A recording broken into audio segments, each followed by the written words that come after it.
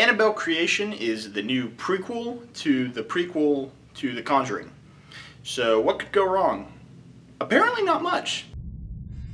You help me? What do you need? Hey guys, I'm Austin. I'm the guy who abandoned my education to talk about movies on the internet. And I got to see Annabelle Homecoming a little bit early, and it impressed me a lot. I should preface this by saying that I never saw the first Annabelle, or the first Conjuring. The only other movie in this universe that I've seen was The Conjuring 2. So I've now seen the one that takes place the earliest in the timeline, and the one that's taken place in the latest in the timeline. So I feel like I'm missing a bunch in the middle. So there's a lot of references and stuff in this movie I'm sure I didn't get. The ending doesn't make entirely much sense to me, but that's my fault, so I'm not going to hold it against the movie because I'm not an educated viewer of it. Again, I lack education. But digging into this movie, I first off want to praise the direction. The director, David F. Sandberg, did a great job. He's only done one other feature that I've seen at least. It was Lights Out that came out last year, which I thought was one of the best horror movies of recent memory. So I was really happy that he delivered another great horror movie that didn't feel like the same. From the very beginning, I loved the imagery in the movie. The cinematography and the set design were impeccable. It really made you feel like you were in the 40s or 50s. I don't even know what decade takes place, but it has that kind of old nostalgic quality to the movie. I also love the attention to detail when in the set designing.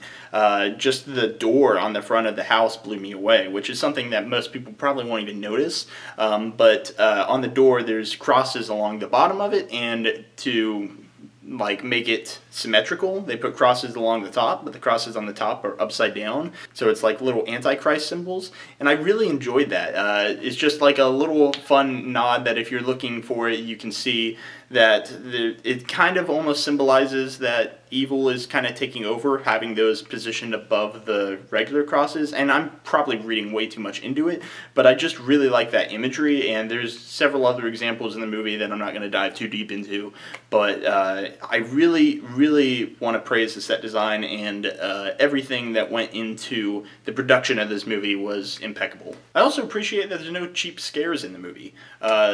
Every scare is earned. There's only maybe two kind of unwarranted scare moments, but it's used to build a character. It's not used to try and entertain a stupid audience.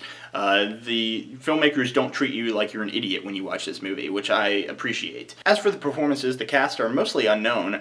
The biggest actor, or I guess actress in the movie would be Miranda Otto, who you might recognize from the Lord of the Rings movies. Even then, she's not too big of a role in there, so it's not a big A-list celebrity cast. No offense to them. I think you deserve to be A-list because you were great in this movie. Everyone was great in this movie. They held their own. A lot of times when you cast big stars in horror movies, you're just kind of know that that person's going to be safe. It's like, oh, well, you have, you know, super Hollywood famous person that's probably getting paid $30 million to be in this movie versus a couple unknown people. I wonder who's going to live to the end of the movie. It's going to be the famous person. The only performance I would say felt a little bit cheesy at times was the sister, the nun, not nun, but the sister that's leading the girls. I guess she's a nun. She felt a little cheesy at times, but other times she felt very sincere with her relationship with the girls. So it's kind of a mixed bag with her performance. I feel like maybe it just was a scene that just wasn't directed too well. She just wasn't able to pull off the performance quite right. So that was my only real hiccup with performances. This movie also seems to do a really good job at world building. A lot of times that can bog down movies like this, but for this, they actually use it to their advantage. Now, I'm sure there's a lot of stuff I missed because I've never seen the movies, but I don't feel like I missed a lot. And I'm sure I did miss a lot, but it's not like they're bringing it up and talking about something for like 5 minutes that is just to set up a future movie that has no payoff in this movie at all. The closest thing to that, the only one that I really picked up on was the sister that I was talking about earlier. She has a photo of herself and her fellow nun friends that she had met. And in the photo you see one of the creatures that are in the other movies. And they kind of talk about it for a second, but it's not necessarily distracting at all. I feel like they actually use that moment in this movie well, even though that creature has nothing to do with it. It sows a little seed of doubt in the sister's mind and the character's mind, and it leads to kind of a strong character inspiration that I think was used very well in this movie. However, this movie isn't without its problems. Something I really liked about the director's previous film, Lights Out, on that movie, all the characters were super smart. They were making all the right choices. Like, they're not making the same dumb mistake over and over again. In this movie, it kind of feels like some of the characters are making that same dumb mistake over and over again.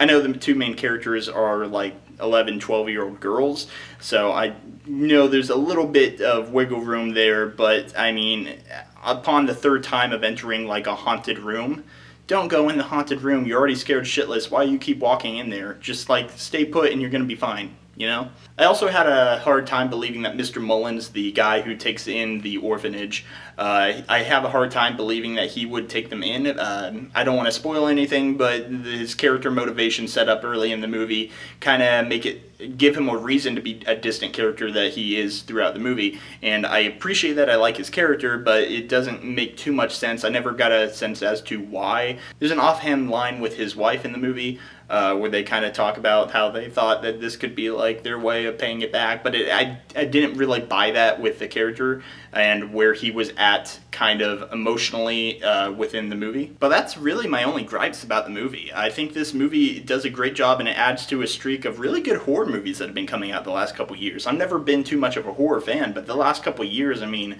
It Follows, The Witch, Don't Breathe, Lights Out, and now this, in Conjuring 2 I enjoyed. It really makes me want to go back and watch Conjuring 1 and the first Annabelle, even though I've heard mixed things about the first Annabelle movie. So I'm going to give this movie 8 out of 10 Raggedy Anns. Anyway guys, what did you think? Did you enjoy the movie? Did you not? Do you agree with me on anything? Do you disagree? Or you just have anything to add to yourself? I read all the comments and I like having a little conversation with you guys in the comments below. So please subscribe. I hope to be making some more reviews coming soon.